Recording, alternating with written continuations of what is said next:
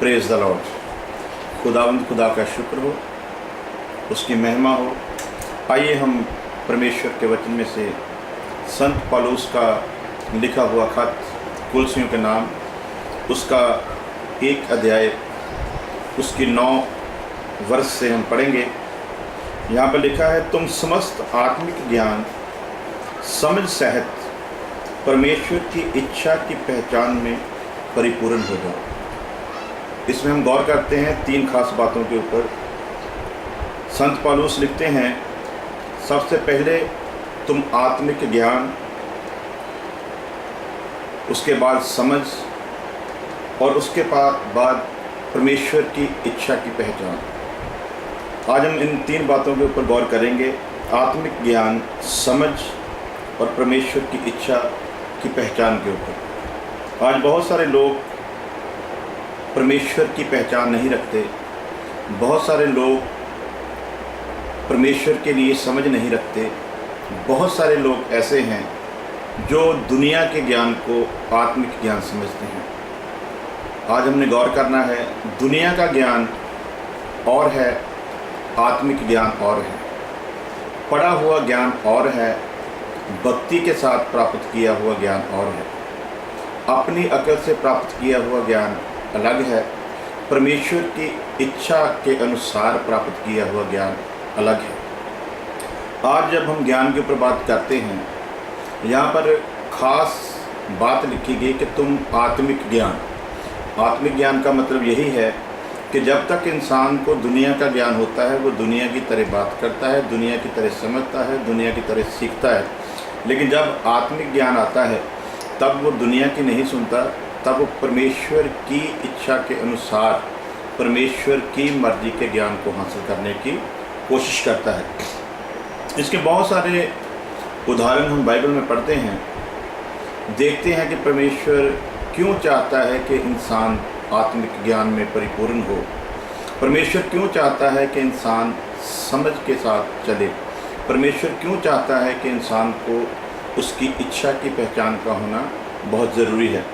अजीज़ों, हम गौर करेंगे आत्मिक ज्ञान के बारे में। प्रभु यीशु मसीह ने एक जगह पर कहा, कुछ शिष्यों ने, कुछ शागिर्दों ने प्रभु यीशु मसीह से स्वर्गीय जानकारी लेने के कारण बहुत सारी बातें की।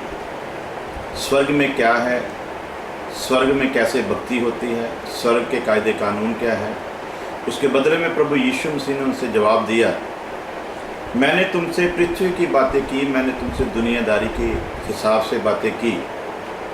तुम उन बातों को नहीं समझ सके, तो फिर तुम स्वर्गीय बातों को कैसे समझ पाओगे। आज इंसान को दुनिया की पूरी बातें समझ नहीं है। आज इंसान के पास दुनिया की बातों की पूरी समझ नहीं, दुनिया के ज्ञान की पूरी समझ नहीं है। यदि ये दोनों चीज़ों की समझ उसके पास नहीं है, तो फिर वो आत्मिक समझ को कैसे प्राप्त करेगा। बाइबल में यीशु मसीह का शिष्य जो था, जिसका नाम पतरस था, वो जब तक दुनिया के ज्ञान के हिसाब से चलता था, तब तक उसकी सोच अलग थी। लेकिन जब उसे आत्मिक ज्ञान हुआ, तब उसकी सोच बदल गई। जब वो दुनिया के ज्ञान के हिसाब से बात करता था, तब वो अपने आप को आगे रखकर बात करता था। लेकिन जब परमेश्वर का ज्ञान हुआ, तब वो अपने आप को पीछे रखकर परमेश्वर और परमेश्वर के लोगों को आगे रखकर बात करता था। आत्मिक ज्ञान आत्मिकता के बारे में सिखाता है, आत्मिक ज्ञान दया के बारे में सिखाता है, आत्मिक ज्ञान माफ़ करने के बारे में सिखाता है, आत्मिक ज्ञान परमेश्वर की इच्छा को पूरा करने के बारे में सिखाता है। यहाँ पर पौलुस ने जो लिखा कि मैं चाहता हूँ कि तुम आत्मिक ज्ञान में परिपूर्ण हो जाओ, तुम समझ में परिपूर्ण हो जाओ, तुम परमेश्वर की इच्छा की पहचान में परिपूर्ण हो जाओ। परमेश्वर की पहचान ना होने के कारण आज इंसान आत्मिक ज्ञान से बहुत पीछे हट चुका है। उसे पता नहीं है कि आत्मिक ज्ञान क्या है। क्यों नहीं पता? क्योंकि सिखाने वाले जो हैं वो सही ढंग से सिखाते नहीं हैं, सही ढंग से अनुवाद नहीं करते हैं, सही ढंग से बताते नहीं हैं। इसलिए इंसान भटका हुआ है, वो परमेश्वर की पहचान से बहुत पीछे है। जब तक सिखाने वाला पूरी तरह ढंग से सिखाएगा नहीं, तब तक इंसान सही ढंग से सीख भी नहीं सकता। इसके बारे में खुदा के दास अयूब ने बहुत ज़बरदस्त तरीके से लिखा कि इंसान की दशा क्या हो चुकी है आत्मिक ज्ञान ना होने के कारण।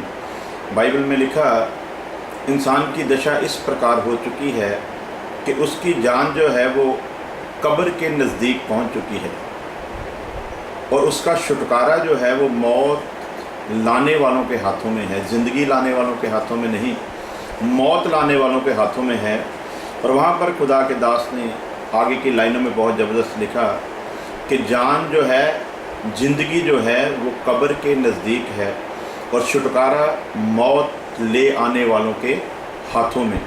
तब उसने विनती की परमेश्वर से, अब तो कोई हज़ारों या लाखों में एक हो जो सही ढंग करके, जो सही अर्थ करके, जो सही व्याख्या करके, जो सही ढंग से समझा सके कि इंसान के लिए भला क्या है। आज ज़रूरत है सही अनुवाद करके इस ज्ञान को पेश करने की, लेकिन बहुत सारे लोग हैं जो अपनी अकल और अपनी समझ से इस ज्ञान को दुनिया के ढंग से बता रहे हैं।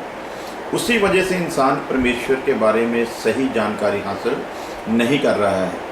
आज दशा ये हो चुकी है, इंसान जाति, मज़हब, धर्म में रहकर, वैसे धर्म के बारे में तो कहना उचित नहीं होगा, क्योंकि आम लोगों ने, हिंदू, मुस्लिम, सिख, ईसाई, इन लोगों को, इन चार नामों को लोगों ने धर्म का नाम दे दिया है, जबकि धर्म तो सिर्फ परमेश्वर है।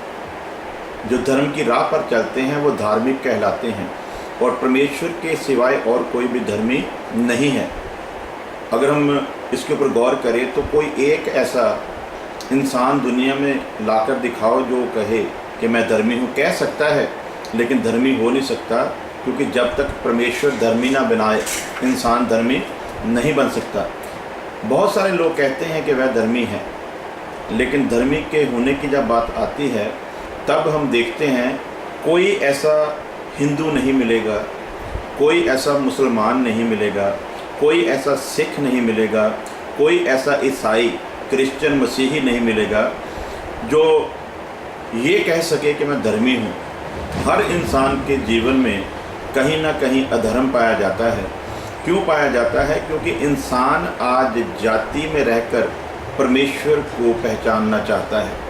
आज इंसान अपने मजहब में रहकर परमेश्वर को हासिल करना चाहता है। जब तक कोई इंसान किसी मजहब के साथ बंधा हुआ है, वो परमेश्वर की इच्छा की पहचान को कभी भी समझ नहीं सकता। अगर परमेश्वर को समझना है तो आपको अपनी जाति से बाहर आना होगा। परमेश्वर को समझना है आपको अपने मजहब से बाहर आना होगा। परमेश्वर को समझना है आपको अपनी अकल से बाहर आना होगा। परमेश्वर को समझना है अपने आप से आपको बाहर आना होगा। जितनी देर तक हम किसी चीज़ से जुड़े हुए हैं, उतनी देर तक परमेश्वर की पहचान होना बड़ा अनहोना है। क्यों? क्योंकि हर इंसान अपने मजहब की नाम पर, मजहब के नाम पर अपनी रोटी रोजी चलाने के चक्कर में पड़ा हुआ है। सही अनुवाद इंसान को नहीं मिल रहा है। सही अनुवाद ना मिलने के कारण आज इंसान परमेश्वर की पहचान से बहुत दूर हो चुका है। सबसे पहले परमेश्वर की जहाँ पहचान होना ज़रूरी है, वहाँ सबसे पहले पहचान जो करवाने वाला है वह कैसा है, उसकी पहचान का होना बड़ा ज़रूरी है। जितनी देर तक परमेश्वर की पहचान करवाने वाले की पहचान नहीं होती, उतनी देर तक परमेश्वर की भी पहचान नहीं हो सकती। क्योंकि जैसा बाइबल में लिखा, प्रभु यीशु मसीह के एक शिष्य ने कहा कि हमें परमेश्वर का दीदार करा, परमेश्वर का दर्शन करा। प्रभु यीशु मसीह ने जवाब दिया, क्या तुमने अभी तक मुझे सही ढंग से देखा नहीं? क्या तुमने अभी तक सही ढंग से जांचा नहीं? जिसने मुझे देखा उसने परमेश्वर को देखा। अजीजों, प्रभु यीशु मसीह परमेश्वर की पहचान करवाने के लिए इस जहां में आया। प्रभु यीशु मसीह ने साबित किया और अपने मुख से कहा कि जिसने मुझे देखा उसने परमेश्वर को देखा। आज हम प्रभु यीशु मसीह का गुणगान करते हैं, उसका प्रचार करते हैं। आज हमें भी ये कहना चाहिए कि जिसने मुझे देखा उसने प्रभु यीशु को देखा। प्रभु यीशु को तभी लोग देखेंगे जब बाइबल की तालीम के अनुसार सही अनुवाद मिला हो और इंसान प्रभु यीशु मसीह की तरह माफ़ करने वाला हो, प्रभु यीशु मसीह की तरह प्यार करने वाला हो, प्रभु यीशु मसीह की तरह जैसे उसने दुख सहा और उसे लोगों के दुखों के बारे में पता है, वैसे ही वो संगत के दुखों को जानेगा तब जब वो खुद दुखों में से निकला होगा। और जो दुखों में से निकलकर बाहर आता है वही सही उस्ताद होता है, वही सही गुरु होता है, वही सही टीचर होता है, जिसे लोगों के दुख के का एहसास होता है, दुखों के बारे में एहसास होता है। सो आओ हम गौर करते हैं। प्रभु यीशु मसीह ने कहा, जिसने मुझे देखा उसने मेरे पिता को देखा, उसने परमेश्वर को देखा। आज जो पहचान करवाने वाले हैं उन्होंने लोगों को गुमराह किया हुआ है। आज वो सही पहचान नहीं करवा रहे क्योंकि खुद भी उन्हें पहचान नहीं है। इसीलिए बाइबल में लिखा, यदि अंधे का आगू अंधा होगा तो दोनों ही खड्डे में गिरेंगे। क्योंकि ना तो अंधे को मालूम है कि राह कहाँ पर है, राह किस तरह का है, और वो इसके उलट दूसरों को राह बताने की कोशिश कर रहा है। और बाइबल को यदि सही जानना हो, सबसे पहले परमेश्वर की पहचान करवाने वाले की पहचान का होना बहुत ज़रूरी है। बाइबल में से हम एक कहानी को पढ़ेंगे और उसके बाद प्रार्थना करेंगे। बाइबल में लिखा, शुनेम नाम का एक नगर था। वहाँ पर एक बहुत मशहूर औरत, बहुत इज्जतदार औरत और बहुत ऊंचे घराने की औरत रहती थी। सभी नगर में सभी लोग, आसपास के सभी नगरों के सभी लोग उस औरत की बहुत इज्जत करते थे। उसका परिवार भी जो था, उसका जो ख़ानदान था, वो सब उस औरत की इज्जत करते थे, आदर था उसका। वह औरत जिसकी इतनी प्रशंसा हमने सुनी है, वह औरत बे औलाद थी, उसके यहाँ औलाद नहीं थी, लेकिन फिर भी वो परमेश्वर में प्रसन्न रहती थी, परमेश्वर का गुणगान करती थी, परमेश्वर के लोगों का आदर करती थी।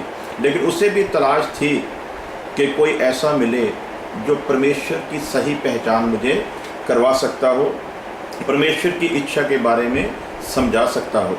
जैसा आज हमने सुना है, आत्मिक ज्ञान में बढ़ना, समझ में बढ़ना और परमेश्वर की इच्छा की पहचान में बढ़ना और परिपूर्ण होना बहुत ज़रूरी है।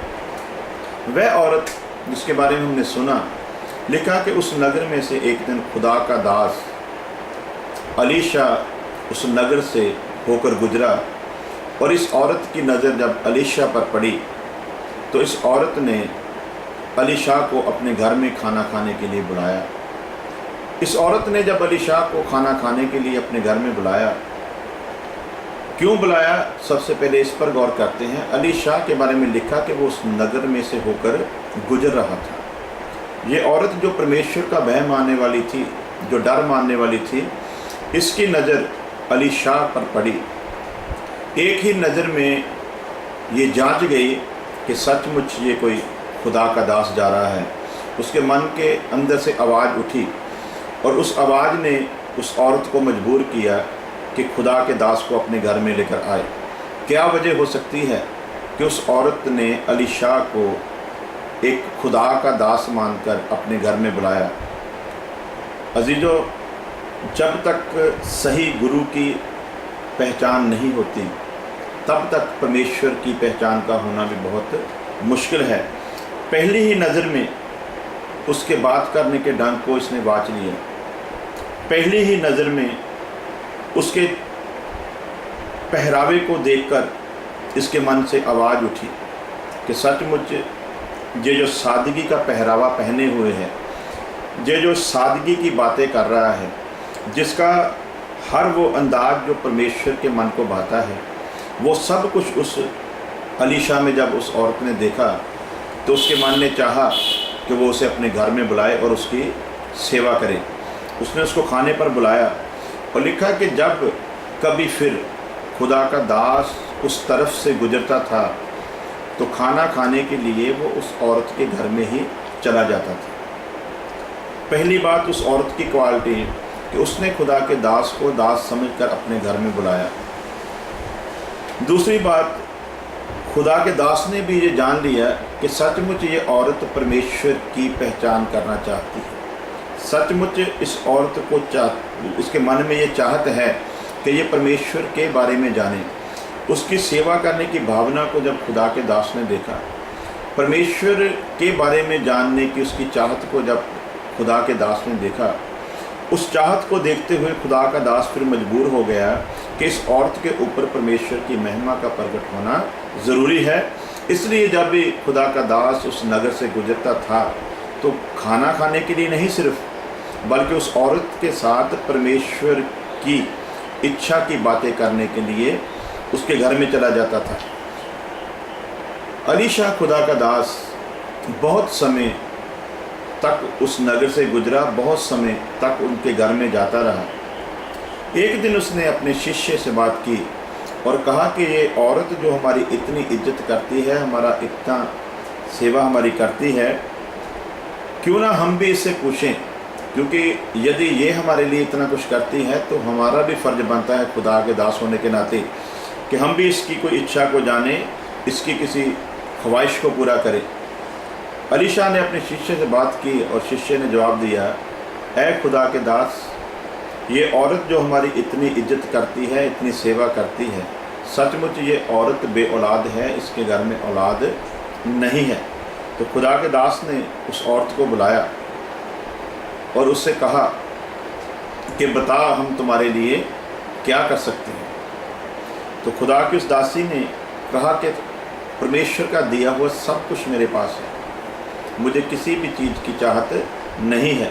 तब जब शिष्य ने कहा कि सचमुच उसके औलाद नहीं है, उससे पहले अलीशा ने उस औरत से वार्तालाप जब की तो उसे कहा कि हमें बता, हम तुम्हारे लिए क्या कर सकते हैं, क्योंकि हमारी पहचान बादशाह तक भी है।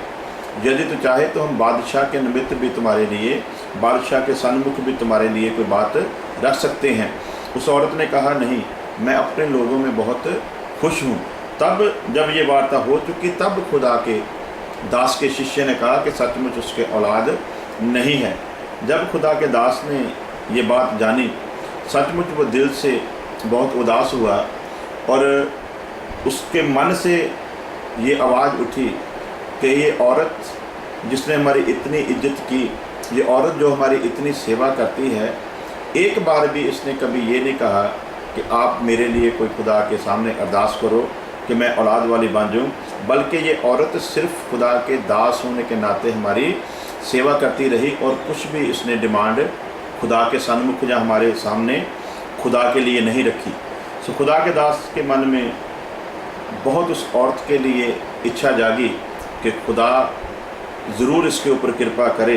तब खुदा के दास ने उस औरत से कहा कि आने वाले वर्ष में खुदा वो परमेश्वर तुम्हारे घर में औलाद देगा, तुम्हारे घर में बेटा होगा। और सचमुच जैसा खुदा के दास ने कहा था, जो समय बताया था, उस समय के मुताबिक उस औरत के घर में खुदा ने, उस परमेश्वर ने एक बेटे को जन्म दिया और वो जो बे औलाद थी वो औलाद वाली बन गई। आज हम गौर कर रहे हैं आत्मिक ज्ञान। आत्मिक ज्ञान जो है वो यही है कि इंसान परमेश्वर की इच्छा को जानने की कोशिश करे, इंसान परमेश्वर की इच्छा को समझने की कोशिश करे, इंसान समझ रखे। यदि समझ नहीं है तो बाइबल में लिखा कि तुम मुझसे मांग और मैं तुम्हें दूंगा, और ऐसी समझ दूंगा जो परमेश्वर की बातों से तुझे परिपूर्ण करेगी।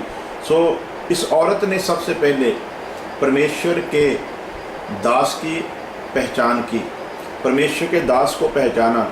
जब परमेश्वर के दास की पहचान हुई तो परमेश्वर के दास ने फिर परमेश्वर की पहचान करवाई। और किस ढंग से पहचान करवाई? वो बे औलाद थी, वो बे औलाद थी और खुदा के दास ने परमेश्वर से विनती की और परमेश्वर ने उसको औलाद दी। और जब औलाद मिली तो सचमुच उसे पता चला कि मैं अब किसी सही गुरु के संगत में लगी हूँ, अब मेरा साथ किसी सही गुरु के साथ हुआ है जिसने परमेश्वर की पहचान करवाई। और परमेश्वर ने अपनी पहचान की पहचान इस ढंग से मेरे आगे पेश की कि मैं बे औलाद थी और उसने मुझे औलाद वाली बना दी है। अजी जो आत्मिक ज्ञान जो है वो देना सिखाता है, लेना नहीं। आत्मिक ज्ञान कुर्बानी का दूसरा नाम है। आत्मिक ज्ञान का होना बहुत ज़रूरी है, लेकिन आज जो ज्ञान दुनिया में बंट रहा है वो आत्मिक ज्ञान नहीं। ज्ञान को बांटने वाला भी अपना घर चला रहा है। जब ज्ञान को बांटने वाला ही अपना घर चला रहा है तो वो लोगों के बारे में क्या दर्द रख सकता है।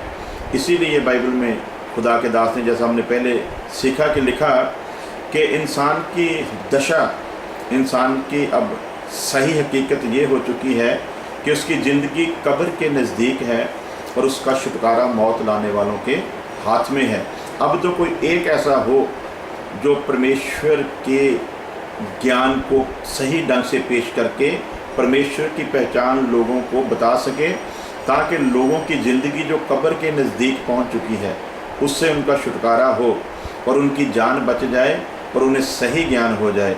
सो आज इंसान दुनियावी ज्ञान के अनुसार परमेश्वर को समझ रहा है, दुनियावी ज्ञान के अनुसार वो परमेश्वर की इच्छा को पहचानने की कोशिश कर रहा है, लेकिन दुनियावी ज्ञान के मुताबिक ना तो आज तक कोई परमेश्वर की इच्छा को जान सका है और ना ही जान सकता है। परमेश्वर की इच्छा को यदि हम जानना चाहते हैं तो सबसे पहले खुदा के दास की पहचान का होना बड़ा ज़रूरी है। जब सही गुरु मिल जाएगा, जब सही शिक्षक मिल जाएगा, तब वो आपको सही दिशा में लेकर जाएगा, और जब सही दिशा मिल जाएगी, तब जब सही रास्ता मिल जाएगा तो रास्ता फिर सीधा आपको परमेश्वर के घर में लेकर जाएगा। सो आइए हम फिर एक बार गौर करते हैं। आत्मिक ज्ञान का होना बहुत ज़रूरी है, लेकिन आज आत्मिक ज्ञान पेश नहीं किया जा रहा है। आज दुनियावी ज्ञान है, शारीरिक ज्ञान है। लोग पवित्र शास्त्रों को पढ़ के सिर्फ उसका बखान कर रहे हैं, उसके बारे में आत्मिकता क्या बताती है, उसके बारे में आत्मिक ज्ञान है, इसको खोलकर कोई बताने के लिए तैयार नहीं है। सो बाइबल बताती है कि सबसे पहले इंसान को आत्मिक ज्ञान मिलना चाहिए। सबसे पहले उसको आत्मिक ज्ञान की पहचान होनी चाहिए कि आत्मिक ज्ञान क्या है। उसके बाद आत्मिक ज्ञान जब मिलता है तो आत्मिक ज्ञान भी तब तक काम नहीं करेगा जब तक उस आत्मिक ज्ञान को हासिल करके उसे समझ के साथ हम अपने जीवन में नहीं लेते। सो जब समझ भी मिल जाती है, जब दोनों चीज़ें प्राप्त हो जाती हैं, तब परमेश्वर का वचन कहता है कि फिर तुम परमेश्वर की इच्छा की पहचान में परिपूर्ण हो जाओ। और परमेश्वर की इच्छा की पहचान में तभी परिपूर्ण होंगे जब कोई परमेश्वर की सही पहचान करवाने वाला हमको मिल जाएगा। सो आइए आज हम प्रार्थना करते हैं कि खुदावंद खुदा आप सबको सही आत्मिक ज्ञान, पूरी समझ और अपनी इच्छा में परिपूर्ण करे, ताकि आप सब लोग परमेश्वर की उस योजना का हिस्सा बन सके जिसके लिए उसने अपने बेटे प्रभु यीशु मसीह को हमारे गुनाहों की खातिर इस दुनिया में भेजा, और उसने अपनी कुर्बानी दी ताकि जो कोई उसकी कुर्बानी के ऊपर यकीन करे वो सीधा परमेश्वर की बादशाहत में दाखिल हो सके। खुदा आप सबको बरकत दे। आमीन।